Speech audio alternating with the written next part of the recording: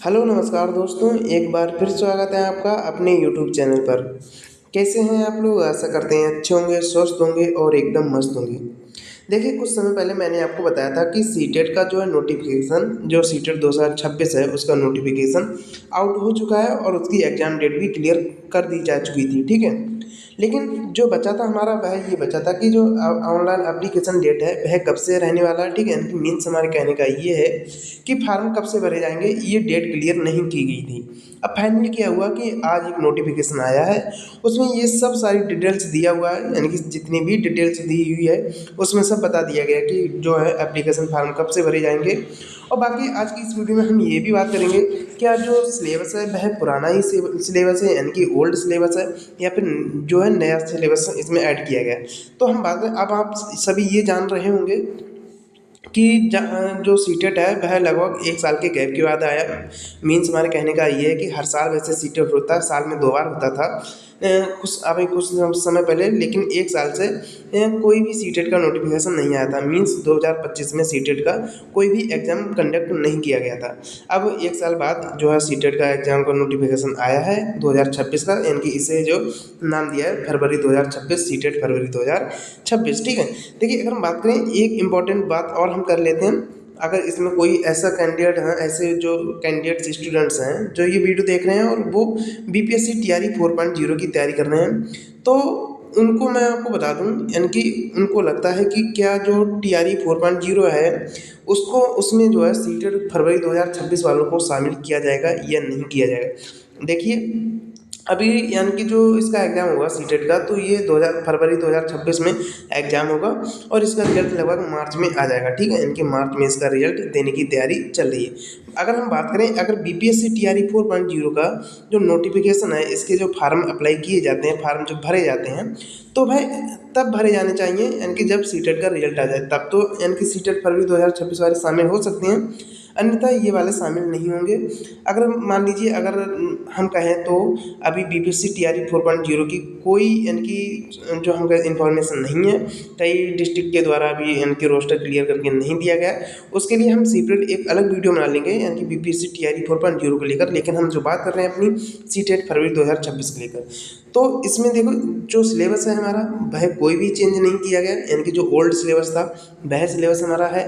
और अगर हम बात करें पैटर्न, तो पैटर्न जो पहले था एग्जाम पैटर्न वह इस बार भी रहने वाला है। अगर हम बात करें क्या जो एनसीईआरटी है सिलेबस, यानी कि जो ओल्ड एनसीईआरटी से आएगा या फिर कोई चेंज किया गया है इसमें, तो इसमें भी कोई चेंज नहीं किया गया है। जिस एनसीईआरटी से आप अभी तक पढ़ते आए हैं उसी एनसीईआरटी से जो है एग्जाम होगा, यानी कि एग्जाम जो भी क्वेश्चन बनेंगे, सिलेबस बनेगा, आएगा, ठीक है।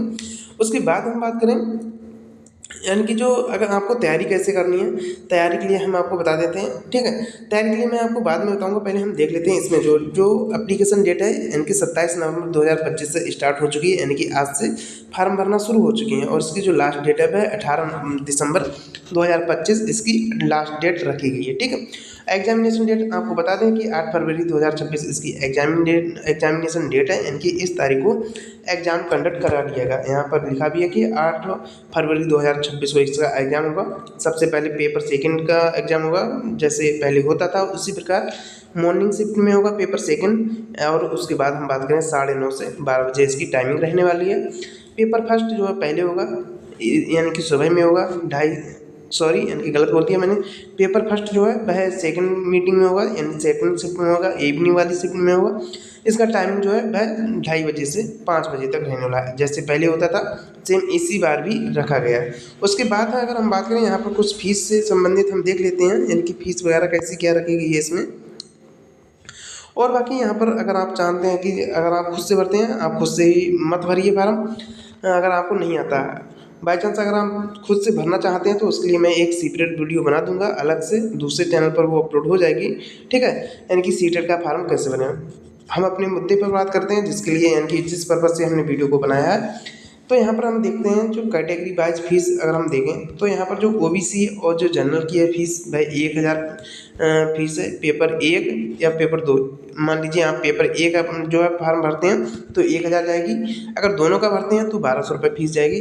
अगर आप SC ST हो जितने भी यानी कि कैटेगरी से आते हैं तो उसके लिए 500 रुपये फीस है, और दोनों पेपर भरेंगे तो आपको लिए 600 रुपये फीस हो जाएगी, ठीक है।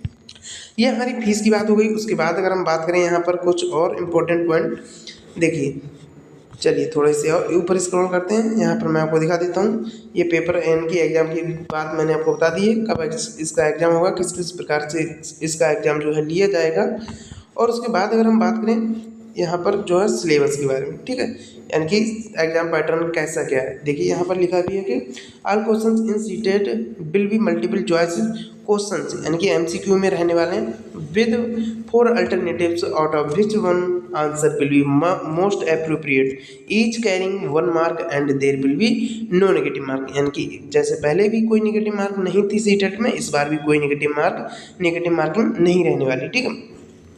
Paper 1 will be for a person who intends to be teacher for class 1 to 5, यानी कि जो पेपर 1 होगा वह प्राइमरी लेवल के लिए होगा, और पेपर जो 2 होगा वह यानी कि जूनियर के लिए होगा 6 to 8 के लिए, ठीक है।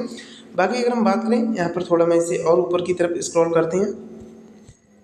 देखिए जो यहाँ पर प्राइमरी यानी कि पेपर 1 होगा प्राइमरी लेवल के लिए, उसके लिए सीडीपी आएगी आपकी 30 नंबर की, मैथमेटिक्स आपको 30 नंबर का, एनवायरमेंटल स्टडी यानी कि ईवीएस 30 नंबर की, लैंग्वेज 30 नंबर की, और लैंग्वेज जो सेकंड, ठीक है, लैंग्वेज 1 30 नंबर की, आप जो भी लैंग्वेज सेलेक्ट करें उसके अनुसार देख लीजिएगा, और लैंग्वेज 2 30 नंबर की, ठीक है। देखिए क्या होता है कि जो बच्चे होते हैं यानी कि स्टूडेंट्स होते हैं, वह जब एग्ज़ाम देने जाते हैं तो वह यानी कि जो लैंग्वेज सिलेक्शन होता है उसमें बहुत ही ज़्यादा कंफ्यूज हो जाते हैं। मान लीजिए आपने अगर लैंग्वेज फर्स्ट में इंग्लिश भरा है, मान लीजिए हिंदी भरा है लैंग्वेज फर्स्ट में, तो आपको जहाँ पर लैंग्वेज फर्स्ट हिंदी लिखा हुआ होगा वही पेपर सॉल्यूशन करना है, यानी कि सॉल्व करना है, ठीक है। और लैंग्वेज सेकंड में मान लीजिए आपने इंग्लिश भरा, तो लैंग्वेज सेकंड जहाँ आपको इंग्लिश देखने को मिलेगा वही केवल आपको जो है पोर्शन सॉल्व करना, ठीक है। कई बार क्या हुआ कि जो आपको पहले पोर्शन मिल गया वही आपने सॉल्यूशन कर दिया, यानी कि कई ऐसे कैंडिडेट्स थे जिनको पहले पोर्शन मान लीजिए इंग्लिश का मिल गया तो उन्होंने पहले इंग्लिश सॉल्व कर दी,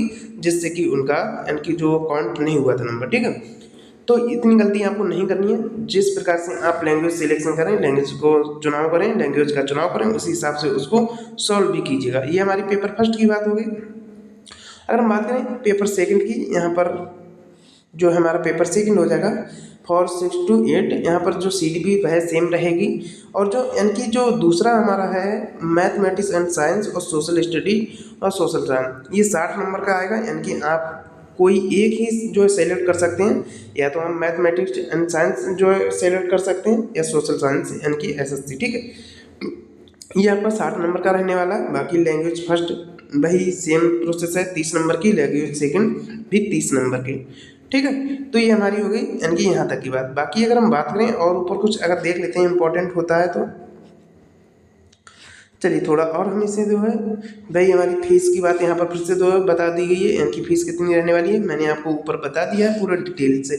बाकी अगर हम बात करें, देखिए अब हम बात करें यानी कि जो सीटेट के कुछ इंपॉर्टेंट टॉपिक्स होते हैं, ठीक है, सीटेट के कुछ इंपॉर्टेंट टॉपिक होते हैं, उन टॉपिक को मैं वीडियो के माध्यम से यानी कि प्रत्येक एक वीडियो में एक टॉपिक को, ठीक है, टॉपिक वाइज मैं जो है अपलोड कर दूंगा इसी चैनल पर, ठीक है। उससे आप देख लीजिए जाकर।